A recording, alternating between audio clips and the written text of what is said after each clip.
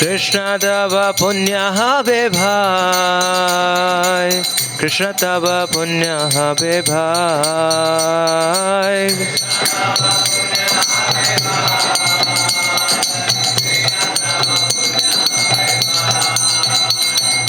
आज से सुविधा ने तुम्हारा स्मरण बेला बारो आशा लीला मताई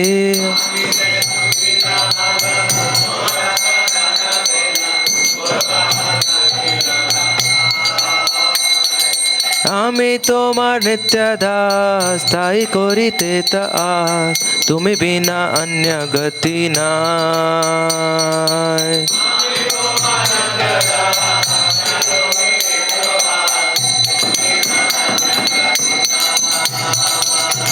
कृष्ण तव पुण्यः विभाय कृष्ण तव पुण्यः विभाय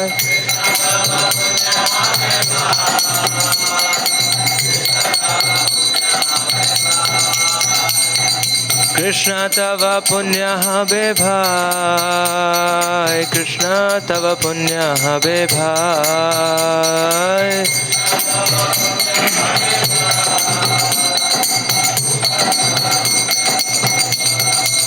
जय प्रभुपदा जय प्रभुपदा प्रभुपदा जय प्रभुपदा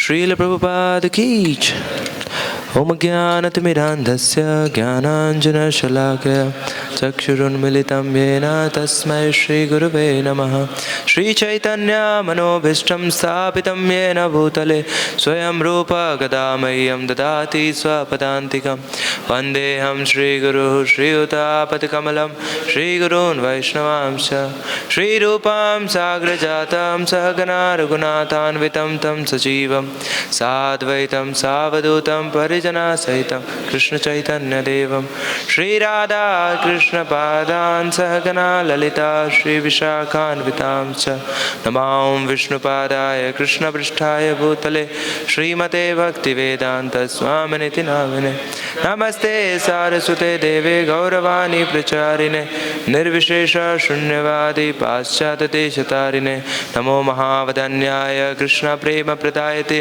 कृष्णाय कृष्णचैतन्य नामिने गौरतुषे नमः हे कृष्णा करुणा सिन्धु दीनबन्धो जगत्पते गोपेश गोपिका कान्त राधा कान्त नमोस्तुते तप्त काञ्चन गौरांगी राधे वृन्दावनेश्वरी वृषभानुसुते देवी प्रणमामि हरिप्रिये वाञ्छाकल्पतरुभ्यश्च कृपा सिन्धुभ्यैव च नाम पावनेभ्यो वैष्णवेभ्यो नमो नमः जय श्री कृष्ण चैतन्य प्रभु नित्यानंद श्री अद्वैत गदाधर श्रीवासादि गौर भक्तवृंद हरे Krishna Krishna Krishna Hare Hare Hare Ram Ram Ram Hare Hare.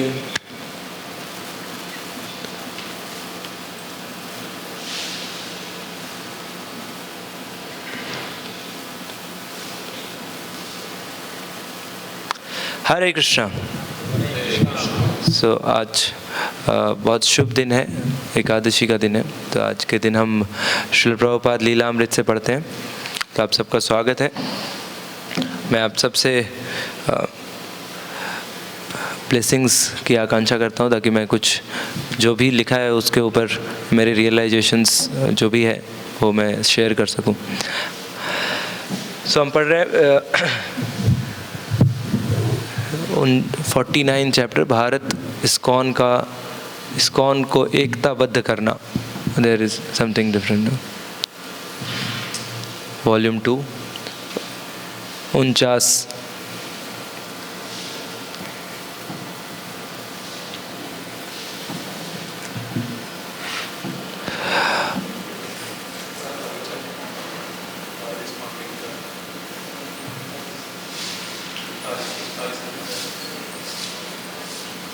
Yeah, 1975 it starts with. Yeah. 1975 ईस्वी के मध्य श्रील प्रभुपाद जीबीसी के समक्ष प्रबंधन की समस्याओं का उल्लेख बार बार करते रहे। मायापुर में जीबीसी की वार्षिक बैठक में उन्होंने इसका विशेष रूप से उल्लेख किया। इस्कॉन की स्थापना के दिन से वे कहते रहे थे कि यह अकेले एक व्यक्ति का काम नहीं है। उन्होंने जीबीसी की रचना इसलिए की थी कि उनके व्यापक बनते हुए संगठन के प्रबंध को व्यक्तिगत रूप से देखने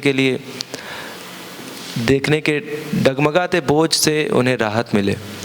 उन्होंने जीबीसी के एक सदस्य को लिखा था, सदैव याद रखिए कि आप उन थोड़े नेताओं में से एक हैं जिन्हें मैंने यह जिम्मेदारी सौंपी है और आपका काम बहुत बड़ा है।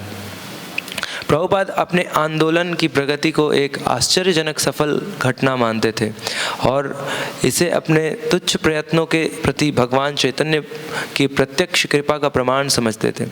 इस्कॉन उनकी अपने गुरु महाराज के प्रति सेवा का प्रतीक था और अब उनके शिष्यों को चाहिए कि वे इसे बनाए रखें और अपने आध्यात्मिक गुरु की सेवा के रूप में इसमें सतत वृद्धि करें।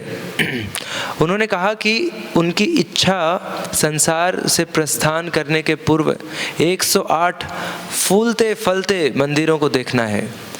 उन मंदिरों को जीवित रखना उनके एकनिष्ठ अनुयायियों का काम होगा। उन्होंने ऑस्ट्रेलिया में अपने जीबीसी प्रतिनिधि को लिखा, मेलबर्न, लंदन, बम्बई, पेरिस सभी स्थानों में मंदिर बहुत सुंदर हैं। प्रत्येक वस्तु चमकदार और वैभवशाली है। अर्च विग्रह एक निष्ठ सेवा का प्रमाण है।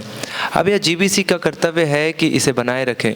उसका कर्तव्य है कि शिष्यों को प्रोत्साहित करें और उनकी देखभाल करें।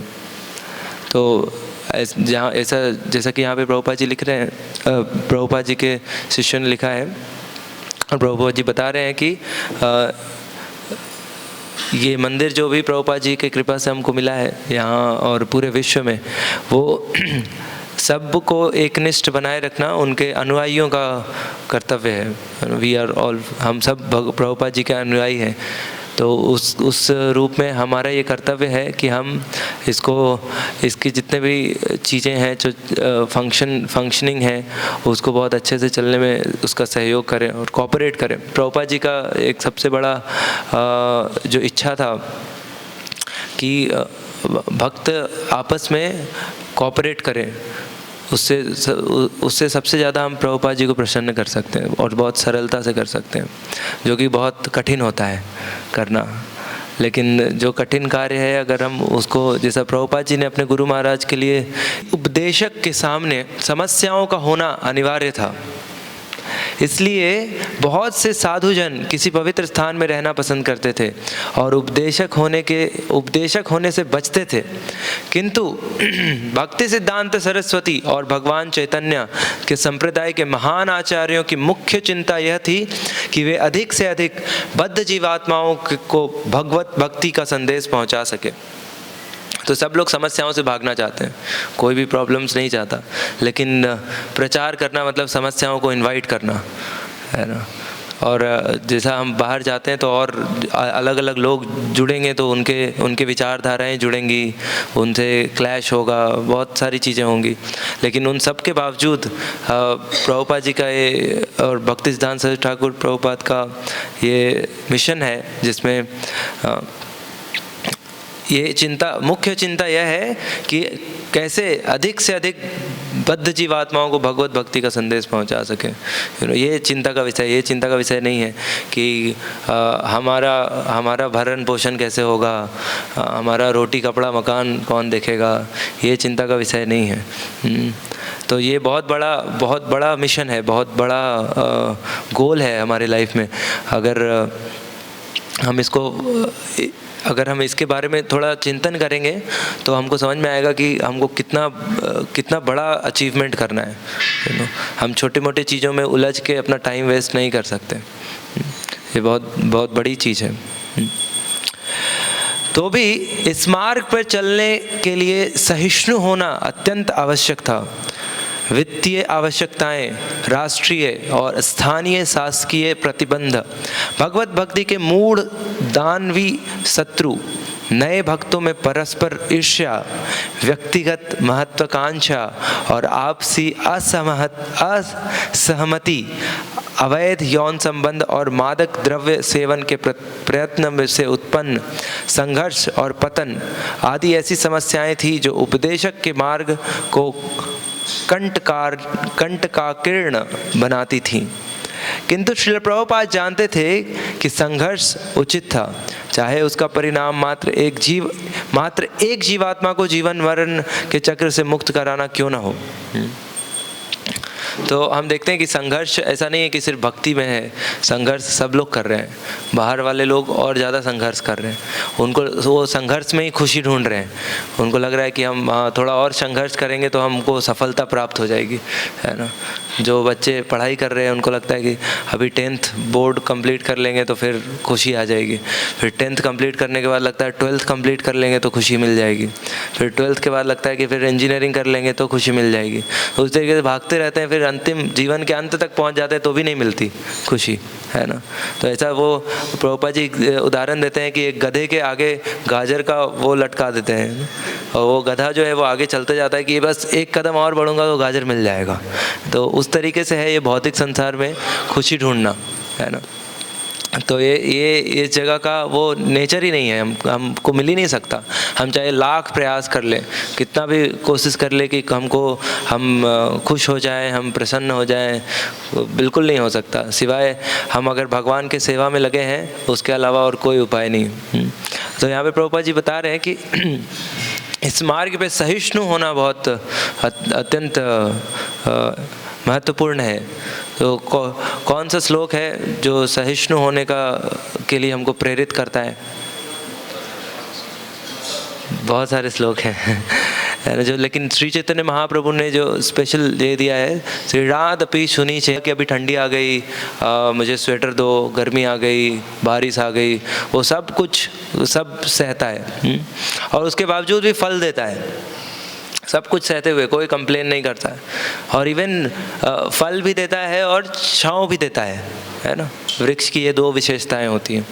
तो और जो व्यक्ति वृक्ष को काटते हैं, है ना, वो काटते काटते काटते थक जाते हैं तो किधर सोते हैं? उधर ही सो जाते हैं, उसी वृक्ष के नीचे सो जाते हैं जिस वृक्ष को काट रहे थे। तो वृक्ष कभी ये नहीं बोलता कि अरे तुम तो मुझे काट रहे हो, मैं तुमको कुछ नहीं दूंगा, है ना, तुम मुझे परेशान कर रहे हो, मैं तुमको नहीं दूंगा। नहीं, बिना कोई कंप्लेन के वो सब, और वो उसी वृक्ष का फल भी खाते हैं, है ना। तो उस प्रकार से हमको सहिष्णु होना चाहिए, तब भक्ति में हम टिके रह पाएंगे। नहीं तो इतना आसान नहीं है, थोड़ी सी चीज़ें आएंगी और हम तुरंत डगमगा जाने का बहुत संभावना है। तो ये चीज़ें हम देखेंगे अगर हम प्रभुपाद जी के जीवन को स्मरण करें, प्रभुपाद जी के जीवन के ऊपर विचार करें, तो हमको पता चलेगा कि प्रभुपाद जी ने अपने जीवन में ये सारी चीज़ें खुद अप्लाई करके हमको दिखाई है ना। जब प्रभुपाद जी जब अमेरिका गए तो उनके जो स्टूडेंट्स थे, है ना, उनके स्टूडेंट ऐसे नहीं बैठते थे इतना, आप लोग बहुत अच्छे से बैठे हैं सब लोग, है ना, सब लोग अच्छे घर से हैं, सब लोगों का अच्छा संस्कार है, लेकिन जो प्रभुपाद जी के स्टूडेंट्स थे वो एकदम सबसे समाज के सबसे गिरे हुए लोगों में से थे। हिप्पीज़ बोलते थे उनको। उनके पास कोई कल्चर नहीं, कोई संस्कार नहीं, कुछ भी नहीं था, सब नशा करते हुए वो उधर ही क्लास में बैठते थे। तो प्रभुपाद जी ने उन तरीके के लोगों को सहा है। हाँ, तो हम अगर प्रचार करते हैं तो अगर कोई भक्त अगर बनता है या फिर वो कुछ बोलता है, कुछ परेशान करता है, तो हमको उसको बिल्कुल स्वाभाविक रूप से सह लेना चाहिए, उससे परेशान नहीं होना चाहिए। ये अगर हम इसका स्मरण करेंगे, इसके ऊपर थोड़ा चिंतन करेंगे प्रभुपाद जी के जीवन के ऊपर, जो प्रभुपाद जी ने स्ट्रगल्स किया अपने लाइफ में, तो हमको लगा कि ये तो कुछ भी नहीं मिल रहा है ना, हमको बहुत ज़्यादा मिलना चाहिए, बहुत और कष्ट आना चाहिए था जिसके समान कुछ भी नहीं हमको मिल रहा है। तो प्रभुपाद जी ने ऑलरेडी बहुत ऊपर का स्टैंडर्ड सेट कर रखा है। श्री राधा माधव की जय, श्री जगन्नाथ बलदेव सुभद्रा मैया दर्शन की जय, श्री गौरनिताय की जय, श्रील प्रभुपाद की जय। तो यहाँ पे प्रभुपाद जी लिख रहे हैं कि ये जो प्रचार कार्य है इसमें क्या क्या समस्याएं हैं। नए भक्तों में परस्पर ईर्ष्या, है ना, नए हम देखते हैं तो आपस में डिवोटीज आते हैं तो ये प्रभु जी ये ऐसा कैसे कर दिया, इसने ऐसा क्यों कर दिया, है ना। तो ईर्ष्या की भावना आती है, क्योंकि यही ईर्ष्या के कारण हम इस भौतिक संसार में फंसे हुए हैं। यही ईर्ष्या जो है वो हमको यहाँ पे लेके आई है ना। क्योंकि हमने भगवान से ईर्ष्या की कि नहीं, भगवान कैसे एंजॉय कर सकता है, मेरे को एंजॉय करना है ना। तो वो ईर्ष्या जब तक हम उसको नाश नहीं करेंगे तो उसका कोई उपाय नहीं है। इसको हम भगवान की सेवा में भी नहीं लगा सकते। ये इतना बेकार चीज़ है ना। तो भक्तों के ये में बहुत इम्पॉर्टेंट है कि हम इससे बचें, जितना हो सके बचें। हाँ, इससे बचने का एक और तरीका है कि हम भक्तों का गुणगान करें। भक्तों एक आपस में डिवोटीज अगर अच्छा रिलेशन बनाना चाहते हैं तो अगर उनको ग्लोरीफाई करें और उनके अच्छे गुण देखें, क्योंकि सब में अच्छे गुण होते हैं। कोई भी ऐसा व्यक्ति नहीं होगा जिसमें सारे गंदे गुण ही भरे हुए हैं, है ना। सब में दोनों मिक्स होता है। और हमको अवगुण किस में देखना चाहिए? दूसरों में, खुद में, और गुण देखना चाहिए दूसरों में, है ना। क्योंकि वो जो गुण हम देखेंगे वो गुण हमारे अंदर वो आएंगे और उसका ग्लोरिफिकेशन करने से वो गुण हम अपने अंदर इनवाइट करेंगे। और जो अवगुण हम देखेंगे वो भी हमारे अंदर आएंगे, है ना। जितना उसको रिपीट करेंगे उतना वो उसको हम अपने अंदर इनवाइट करेंगे। अगर वो अवगुण अगले में है, मेरे में नहीं है, तो वो हमारे अंदर आ सकता है अगर हम उसको ग्लोरीफाई करें तो हमारा इच्छा हमारी है, हमको क्या इन्वाइट करना है, हमको गुण चाहिए या अवगुण चाहिए। ऑलरेडी अवगुण का कोई कमी नहीं है ना। सो हम अगर सोचें इस पे तो हमको गुण के ऊपर ज़्यादा ध्यान देना चाहिए दूसरों में। श्रील प्रभुपाद चाहते थे कि उनके अधिक उन्नत शिष्य उनके संघर्ष में सहभागी बने, और जब उन्होंने अपने कुछ वरिष्ठ सदस्यों में योग्यता और निष्ठा देखी तो उन्होंने कुछ मामले उनके सुपुर्द करने का प्रयास किया और वे स्वयं श्रीमद् भागवत के 12 स्कंदों का अनुवाद पूरा करने के अपने जीवन के महान लक्ष्य पर अधिक ध्यान केंद्रित करने लगे। भक्तगण अपने उत्साह में प्रभुपाद पर सदैव जोर डालने लगे कि वे अधिक से अधिक पुस्तकों का अनुवाद और लेखन करें, जिससे वे उन्हें पढ़ सकें और वितरित कर सकें। श्रील प्रभुपाद ने उत्तर दिया कि वे अपनी शक्ति भर कोशिश कर रहे थे, किंतु यह कार्य यांत्रिक नहीं था। उसके लिए बड़ी एकाग्रता और मानसिक शांति की जरूरत थी। ऐसा नहीं हो सकता था कि वे लिखें भी और साथ ही दर्जनों चुनौती देने वाले उलझन भरी समस्याओं का सामना भी करें। यहाँ पे प्रभुपाद जी अपने शिष्यों को रिस्पॉन्सिबिलिटीज़ दे रहे हैं। तो इससे हम क्या सीख सकते हैं अपने लाइफ में कि हम सारे भक्त जो होते हैं वो सबॉर्डिनेट भी होते हैं और सुपीरियर भी होते हैं। किसी के लिए सबॉर्डिनेट होते हैं, किसी के जूनियर होते हैं हम, और किसी के सीनियर होते हैं। ऐसा होता है ना। जो शुरुआत से हम थोड़ा टाइम जब स्पेंड करते हैं तो दोनों फेस आता है ना। तो हमको क्या ये करना चाहिए कि जब हम थोड़े बड़े हो जाएं तो हमको अपने सुपीरियर्स का लोड शेयर करना चाहिए। उनके ऊपर बहुत सारी जिम्मेदारियां होती हैं। अगर हम उनको शेयर करेंगे, उनको सहयोग करेंगे, उनकी सेवा करेंगे, तो उससे वो और भी ज़्यादा सेवाएं करने में उनको हेल्प मिलेगा। नहीं तो अगर हम अपने ऐसे ही बंधे रहेंगे कि नहीं हम जहाँ थे वहीं रहेंगे, है ना, हम वो रिस्पॉन्सिबिलिटीज़ नहीं लेंगे। क्योंकि बहुत सारे टाइम डिवोटीज़ रिस्पॉन्सिबिलिटी लेने से डरते हैं। नहीं प्रभु, मैं तो बिल्कुल योग्य नहीं हूँ, मैं बिल्कुल पतित हूँ, है ना। तो यह पतितों के लिए ये आंदोलन बना है। पतितों का उद्धार करने के लिए चैतन्य महाप्रभु ने ये आंदोलन बनवाया है।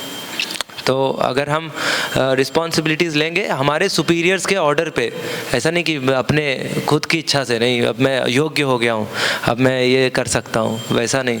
लेकिन जब हमारे सुपीरियर्स हमको इंस्ट्रक्शन दे या फिर हमको ये करे तो हमको लेना चाहिए उसको, उसको नकारना नहीं चाहिए।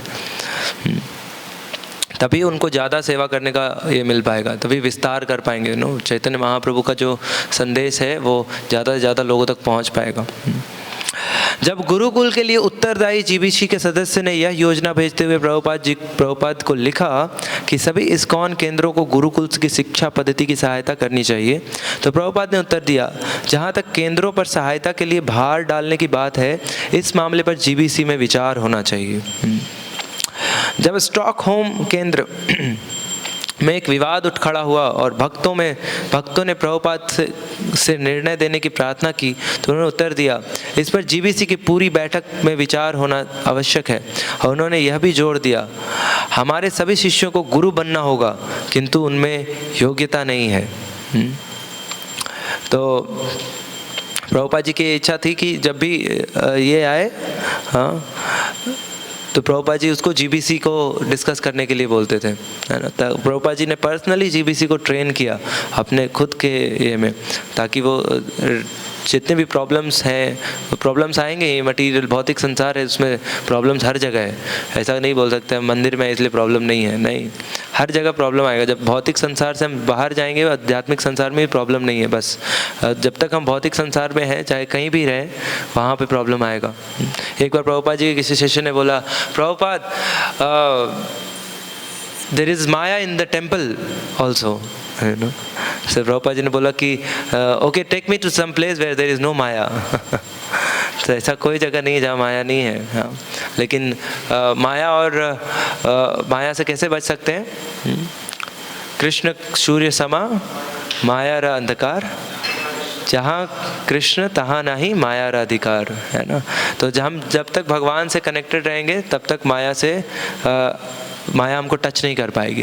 लेकिन हम जैसे ही भगवान से डिस्कनेक्ट कर लेंगे, तो फिर माया छोड़ेगी नहीं, है ना। वो तो पहले से तैयार है, वो इंतज़ार कर रही है कब ये छोड़े, कब ये थोड़ा ढीला हो, कब ये ढीला हो तो मैं तुरंत आक्रमण कर लूँ, है ना। वो एकदम 24 घंटे वो तैनात है ना? तो लेकिन हम अगर थोड़ा सा भी स्पेस देंगे तो वो क्या, इसलिए हमको बहुत भक्ति में बहुत सतर्क रहना चाहिए, है ना। प्रभुपाद जी बोलते हैं भक्ति पथ जो है वो is like walking on a razor blade, you know. थोड़ा असावधानी और तुरंत घटना, हाँ। तो ये बहुत सावधानी वाली पथ है। हम इसको बिल्कुल कैजुअली नहीं लेना चाहिए, बिल्कुल असावधानी पूर्वक, और सब कुछ आ रहा है, सब कुछ सही है, वैसा नहीं लेना चाहिए कभी भी। तभी माया अटैक कर सकती है। श्रील प्रभुपाद ने कहा कि यौन संबंध के लिए आकर्षण, अनावश्यक परिवर्तन और गुरु भाइयों में आपसी लड़ाई, ये सभी पश्चिम के रोग हैं। कृष्ण भावनामृत पूर्णता प्राप्त करने का मार्ग है, और यदि उनके शिष्य आग्रह पूर्वक और निष्ठा पूर्वक उस मार्ग पर चलते रहें तो वे निश्चय ही सफल होंगे। तो बहुत टाइम हम जब भक्ति में आते हैं तो हम ये भूल जाते हैं कि हम किस लिए भक्ति में आए। हम किस लिए भक्ति में आए, क्या लक्ष्य है हमारा, इस्कॉन ज्वाइन करने का क्या लक्ष्य है? यस, बताइए।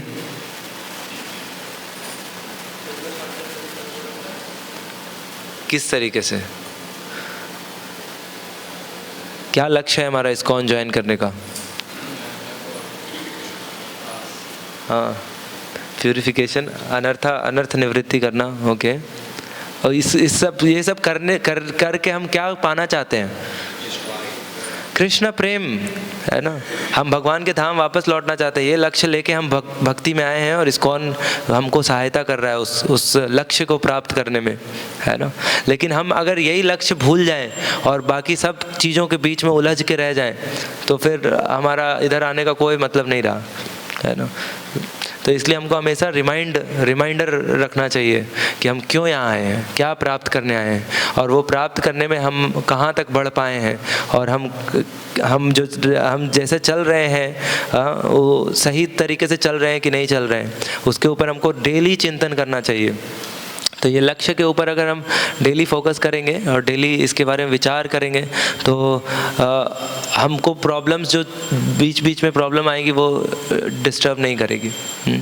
जैसे कोई भौतिक संसार में देखते हैं कि अगर कोई से यूपीएससी का तैयारी कर रहा है, है ना।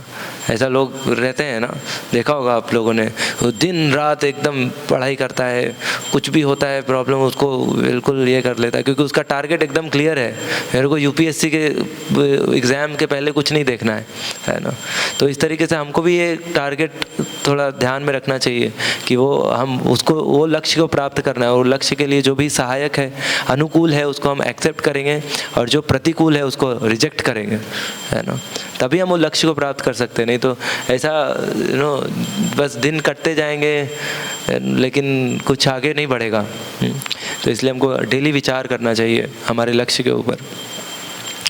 किंतु कभी कभी प्रभुपाद ने देखा कि पश्चिमी रोग उनके शिष्यों को पराजित कर देते थे, और जीबीसी के सदस्य भी इसे रोक नहीं पाते थे। तो भी यदि वे प्रभुपाद को ऐसी परेशानियों से नहीं बचा पाएंगे तो प्रभुपाद उच्चतर कार्य कैसे कर पाएंगे। उन्होंने कहा, जीबीसी इस प्रकार व्यवस्था देखे कि किसी शिकायत का मौका ना आए, ताकि मैं अनुवाद करने के लिए फुर्सत पा सकूं। इस सिद्धांत की व्याख्या उन्होंने श्रीमद् भागवत के 4 स्कंद में की थी। जब शिष्य बड़े हो जाएं और उपदेश देने योग्य बन जाएं, तब आध्यात्मिक गुरु को अवकाश लेकर किसी एकांत स्थान में बैठकर लिखना चाहिए और निर्जन भजन करना चाहिए। इसका तात्पर्य यह है कि एकांत स्थान में मौन बैठकर भक्ति साधन करनी चाहिए। अब कृष्ण भावनामृत संघ के भक्त संसार के विभिन्न भागों में उपदेशकों के रूप में सेवा कर रहे हैं। अब वे अपने आध्यात्मिक गुरु को सक्रिय उपदेश के कार्य में से अवकाश लेने दे सकते हैं। अपने आध्यात्मिक गुरु के जीवन के अंतिम चरण में उनके शिष्यों को चाहिए कि उपदेश का कार्य अपने हाथों में ले लें।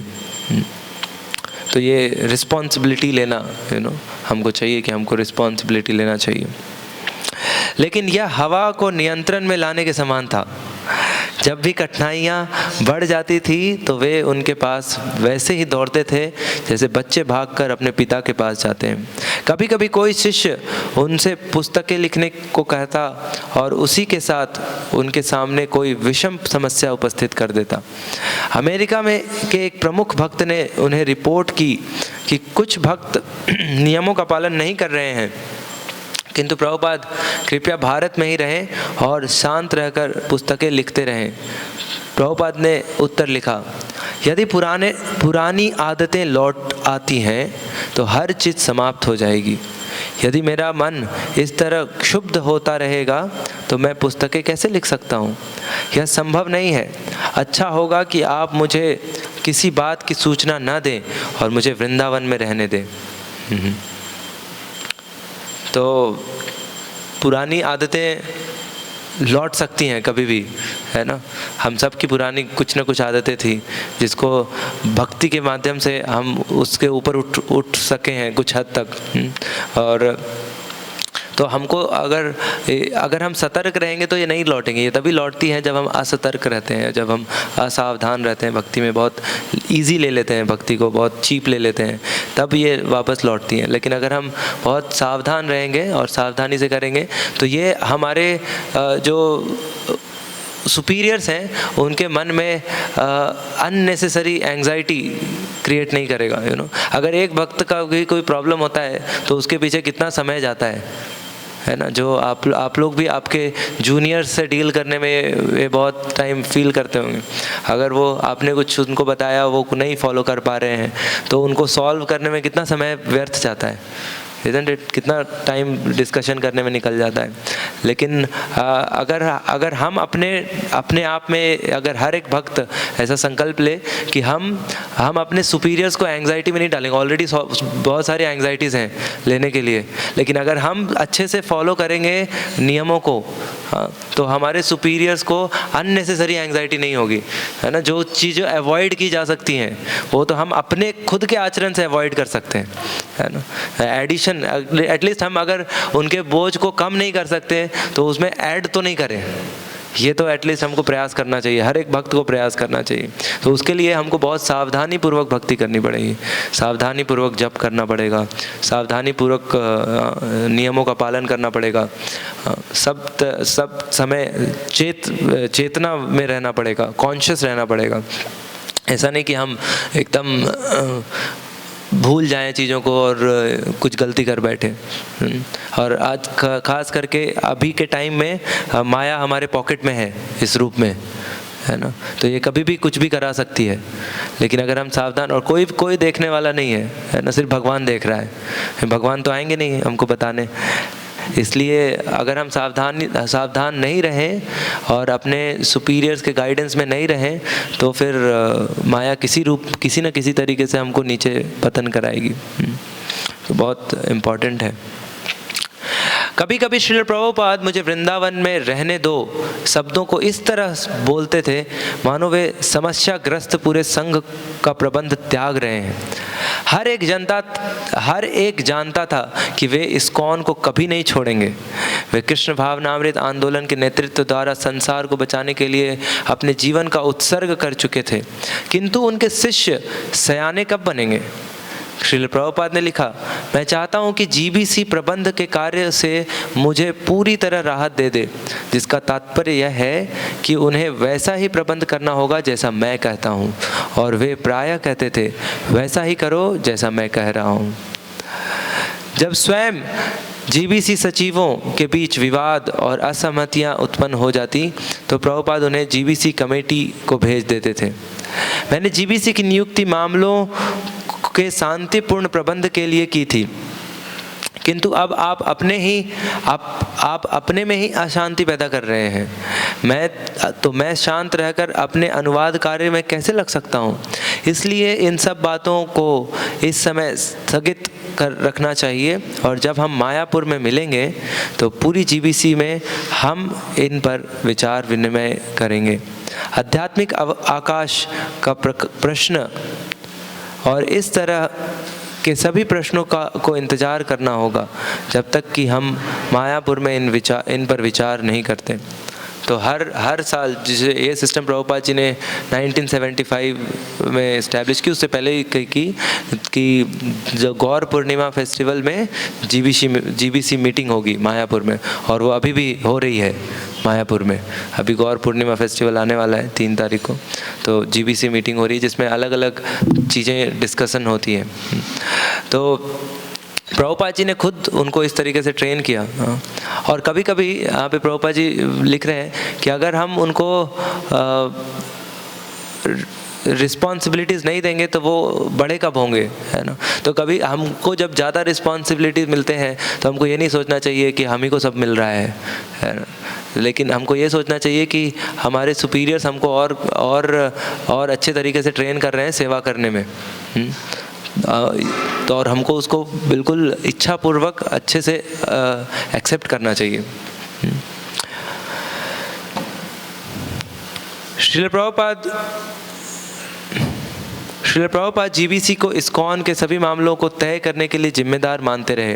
वे चाहते थे कि उनके सभी शिष्य जीबीसी को अच्छा हो या बुरा अपना अधिकारी माने, और उनका विश्वास था कि जब जीबीसी के सभी सदस्य उनके निर्देशन में मिलजुल कर बैठेंगे तो वे सभी समस्याओं का हल पा लेंगे। किंतु इस बात में बराबर संदेह था कि वे वस्तुतः प्रभुपाद को अवकाश लेने देंगे ताकि वे शांतिपूर्वक पुस्तक लिख सकें। तो ये बहुत डिफ़िकल्ट था उस समय, क्योंकि प्रभुपाद जी ने जो भी शिष्य ज्वाइन किए थे वो सिर्फ कुछ वर्ष भक्ति में थे, है ना, 4, 5, 6 साल, 10 साल मैक्सिमम। तो उतने वर्षों में इतने बड़े ऑर्गेनाइजेशन को संभालना ये बहुत डिफ़िकल्ट था। अभी होके बहुत सारी चीज़ें बहुत स्ट्रीमलाइन हो गई, लेकिन उस टाइम पे चीज़ें उस तरीके नहीं थी, क्योंकि लोगों को उतना एक्सेप्ट करना बिना कोई एक्सपीरियंस के ये बहुत डिफ़िकल्ट था। तो जब पुराने चीज़ें, जो बहुत पुरानी प्रॉब्लम्स हुई, तो उसके ऊपर हमको ये नहीं सोचना चाहिए कि अरे इस्कॉन में बहुत प्रॉब्लम्स थे, है ना, इस्कॉन में प्रॉब्लम्स हैं। नहीं, ऐसा नहीं है। चीज़ें इवॉल्व हो रही हैं, चीज़ें और व्यवस्थित हो रही हैं, समय के साथ चीज़ें और अच्छी होती हैं। सब जगह वैसे ही होता है, ऐसा कोई ये नहीं है कि जो अचानक से एकदम आके एक परफेक्ट बन जाए। लेकिन जो हमारी फ़िलॉसफी और हमारा गोल है वो परफेक्ट है, उसमें कोई त्रुटि नहीं है। मैनेजमेंट में ऊपर नीचे हो सकता है, उसका वो कुछ हम कर नहीं सकते, लेकिन जो हमारा प्रोसेस है वो बिल्कुल परफेक्ट है, इसमें कोई दुराई नहीं है।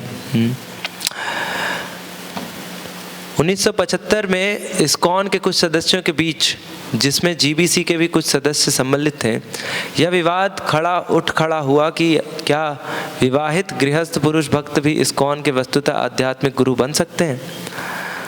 यद्यपि कृष्ण भावनामृत के दर्शन में स्पष्ट कहा गया है कि कोई भी भक्त, वह चाहे किसी भी आश्रम का हो, योग्य और पवित्र हो सकता है, फिर भी विवाद चलता रहा।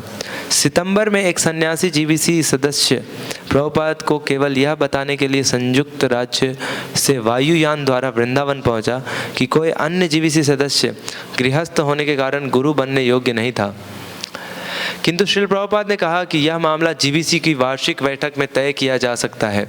जब दूसरे दिन रामेश्वर का एक पत्र प्रभुपाद को मिला जिसमें प्रार्थना की गई थी कि प्रभुपाद अपना अनुवाद कार्य जारी रखें, तो प्रभुपाद ने उत्तर दिया कि वे तो अपना लिखने का कार्य करते रहने को तैयार थे, किंतु जब एक सदस्य 10,000 मील की दूरी हवाई जहाज द्वारा तय करके केवल एक अन्य सदस्य के विरुद्ध शिकायत करने पहुँचता है, तो मैं क्या कर सकता हूँ।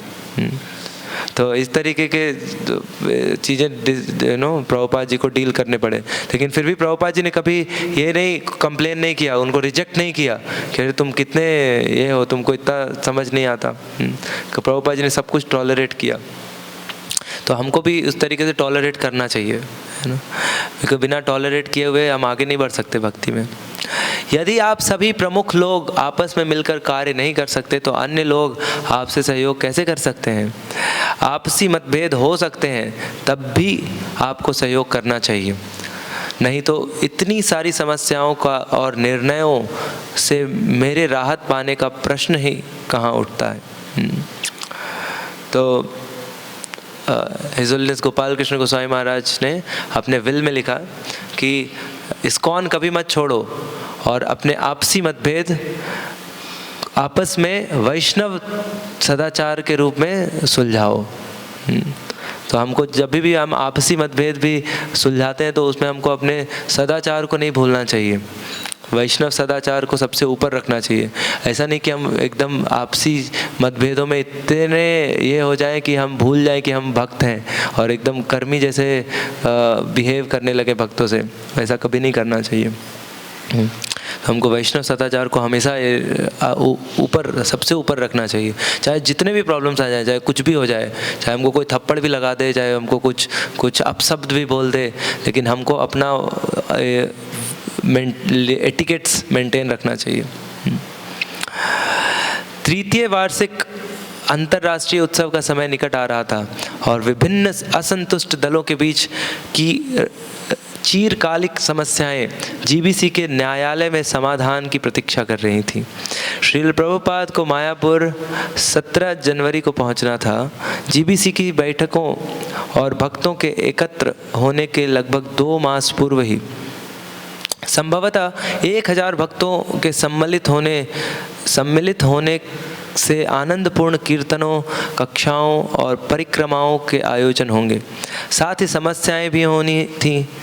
प्रभुपाद ने स्पष्ट कर दिया था कि विवादों को हल करने का उपयुक्त ढंग उनके संबंध में गपशप करते रहना या आदेश के लिए उन पर दबाव डालना नहीं है, वरन जीबीसी का विश्वास प्राप्त करना है। प्रभुपाद स्वयं जीबीसी के निर्णयों को स्वीकार करने या यदि आवश्यक हुआ तो उनमें संशोधन करने को तैयार थे। इसलिए सच्चे भक्तों को भी उन निर्णयों को मानने से हिचकना नहीं चाहिए। ये एक और जो हम अपने लेवल में अप्लाई कर सकते हैं, एक प्रिंसिपल, कि जब भी कोई प्रॉब्लम्स आती हैं तो हम आपस में एक दूसरे से खुसफुस करते हैं, है ना, अरे प्रभु पता है ऐसा हुआ तो उसका कोई उपाय नहीं, वो सिर्फ हम अपना समय वेस्ट कर रहे हैं और दूसरों का भी समय वेस्ट कर रहे हैं। लेकिन इसका जो अच्छा ये दिया है प्रभुपाद जी ने कि हम उनको अपने सुपीरियर्स के साथ डिस्कस करें तो उसका कोई समाधान मिल सकता है। लेकिन हम आपस में ये करेंगे तो जो बेचारा वो उसको डाउट नहीं था उसको भी डाउट हो जाएगा है हमारे वो करने से है। तो इसलिए हमको जब भी कोई प्रॉब्लम आती है या फिर कुछ हम ऐसा सुन लें या कुछ किसी के बारे में ये कर लें तो उसको हमको आपस में विचार विमर्श करने के बजाय हम अगर अपने सुपीरियर्स को अप्रोच करें तो हमको अच्छा गाइडेंस मिल सकता है, क्योंकि वो उन लोगों ने ये सब चीज़ें बहुत टाइम ऑलरेडी अनुभव कर लिया है। जो चीज़ हम अभी अनुभव कर रहे हैं वो उन्होंने ऑलरेडी अनुभव कर लिया है, तो उनको पता है कि इस सब चीज़ों से कैसे बाहर निकलना चाहिए। लेकिन हम अगर आपस में ये करेंगे तो उसका कोई समाधान नहीं और हम डिस्टर्ब हो जाएंगे, बहुत डिस्टर्ब हो जाएंगे, हम भक्ति भी अच्छे से नहीं कर पाएंगे।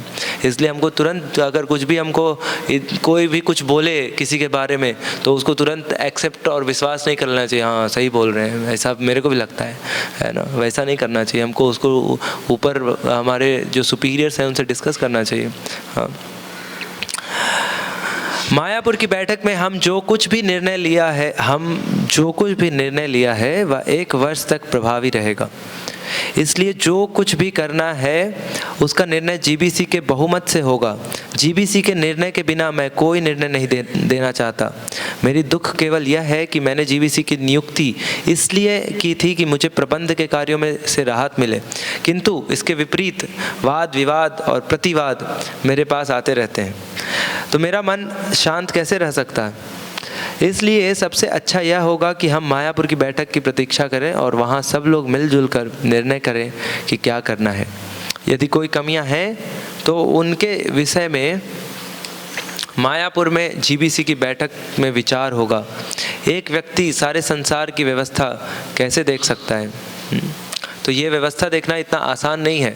हमको लगता है कि हाँ बहुत अभी जीबीसी ने ऐसा क्यों डिसीजन दिया है ना, हमको अपने स्तर पे बहुत ये लगता है, लेकिन उनके स्तर पे ये चीज़ें बहुत आसान नहीं होती। हम अगर उनके पास बैठेंगे तो हम कुछ कर भी नहीं पाएंगे, है ना, क्योंकि वो पूरे विश्व का संस्थान को वो मैनेज कर रहे हैं। हमसे अगर हम एक सेंटर खोलें उसको मैनेज करने का प्रयास करें तो हमको समझ में आएगा कि क्या क्या समस्याएं आती हैं। तो उस तरीके से समस्याएं बहुत डिफ़िकल्ट होती हैं हैंडल करना। हम अपने स्तर पे अगर हम उनके स्तर के प्रॉब्लम्स को एनालाइज करने का प्रयास करें तो वो बिल्कुल व्यर्थ है, वो बिल्कुल व्यर्थ है।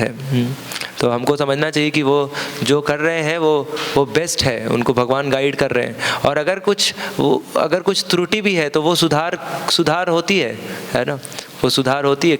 कई बार कई चीज़ें जो है वो रिजोल्यूशंस के रूप में प्रार्थना करना चाहिए और चीज़ें समय के साथ बदल जाती हैं। कुछ भी इस भौतिक संसार में कुछ भी परमानेंट नहीं है। हर चीज़ जो है टेम्पररी है, चाहे वो प्रॉब्लम हो चाहे उसका सल्यूशन हो, दोनों टेम्पररी है ना। सो इसलिए हमको ये नेचर, अगर भौतिक संसार के इस गुण का जितना हमको अनुभव रहेगा उतना चीज़ें हमको कम परेशान करेंगी और उतना हम खुश रह पाएंगे।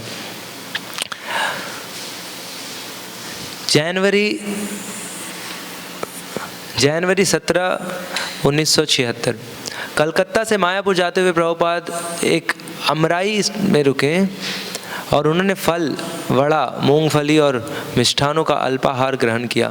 मायापुर पहुंचने के पहले ही वे बंगाल के ग्रामांचल के शांत वातावरण का आनंद लेने लगे थे।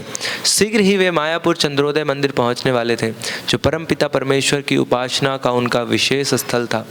50 से अधिक वयस्क भक्त और गुरुकुल के 30 छोटे युवा बंगाली बच्चे मुख्य द्वार पर श्रील प्रभुपाद की प्रतीक्षा कर रहे थे। प्रभुपाद के अपने प्रवेश द्वार के ऊपर हॉल में ही बने विशाल गुंबद को पहली बार देखा। एक मोटी 20 फुट की फूल माला प्रवेश द्वार पर एक ओर से दूसरी ओर तक लगाई गई थी और उसके सामने भवानंद स्वामी रेशम की छोटी गद्दी पकड़े खड़े थे, जिस पर एक कैंची रखी थी। कार से चमचमाती धूप में बाहर निकलते हुए प्रभुपाद ने कैंची ली और माला को काट दिया और इस प्रकार प्रवेश द्वार का शुद्धिकरण किया। प्रभुपाद मुस्कुराए। प्रवेश द्वार के खुलने के साथ सब ने हर्ष ध्वनि की। प्रभुपाद ने प्रवेश किया और भाव विभोर करने वाले कीर्तन दल ने उनका अनुगमन किया। जब प्रभुपाद राधा माधव मंदिर की ओर चले तो वहाँ जहाँ भी वे दृष्टि डालते थे उन्हें प्रफुल्लित पुष्प दिखाई देते थे। मिट्टी के पात्रों में से जलते हुए लोबान का महकता धुआं उठ रहा था और दूसरी मंजिल पर खड़ी स्त्रियां आगंतुक प्रभुपाद पर गुलाब के फूलों की पंखुड़ियां बरसा रही थीं। मुख्य भवन सुंदर ढंग से अलंकृत था। नारंगी रंग के रेशमी छाते के नीचे चलते हुए भक्तों और पवित्र नाम के उल्लासपूर्ण कीर्तन के बीच प्रभुपाद राजसी और विजयी प्रतीत होते थे। मंदिर के अंदर जहाँ छत से दर्जनों मालाएं लटक रही थी, प्रभुपाद राधा माधव के स्वर्णिम विग्रहों के सामने गए और उन्हें साष्टांग प्रणाम किया। उन्हें लगा कि वे वैकुंठ में थे। उन्होंने कहा कि भक्तों में ने जैसी व्यवस्था की है उससे लगता है कि कृष्ण मुस्कुरा रहे हैं। उस दिन बाद में जब प्रभुपाद का सेवक हरि शौरी उनकी मालिश कर रहा था, तब उसने सुझाव दिया कि अवकाश के लिए अच्छा स्थान होगा। प्रभुपाद ने उत्तर दिया, या तो वृंदावन या मायापुर, अन्य कोई स्थान नहीं, यह निश्चित है। तो हम देखते हैं कि प्रभुपाद जी 3 जगह को बहुत स्पेशल बनाया प्रभुपाद जी ने अपने नेतृत्व में। एक वृंदावन, जो प्रभुपाद जी बोलते हैं ये मेरा घर है, और मायापुर ये मेरा प्लेस ऑफ वर्शिप, मेरे पूज्य स्थान, और जुहू ऑफिस है ना। तो ये तीनों जगहों का बहुत विशेष महत्व है प्रभुपाद जी के जीवन से। हम देखते हैं प्रभुपाद जी ने बहुत विशेष स्ट्रगल्स किए हैं इस तीनों जगहों को इस्टेब्लिश करने के लिए। तो हम उनके एक भजन हम गाएंगे, शुद्ध भगत चरण रेणु, और हम एंड करेंगे।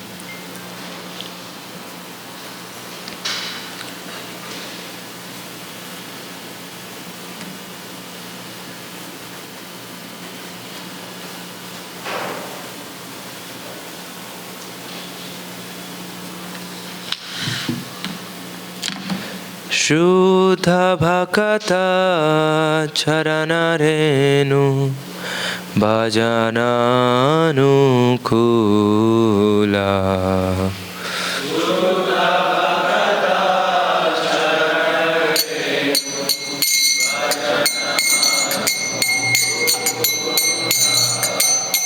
भगत सेवा परम सिद्धि, प्रेमालती करमूला।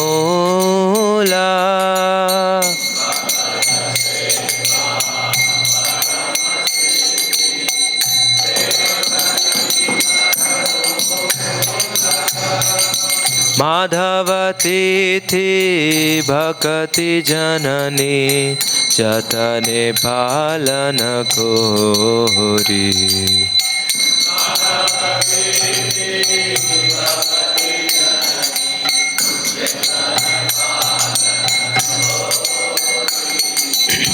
कृष्ण बसती बोली, परमादरे बोरी।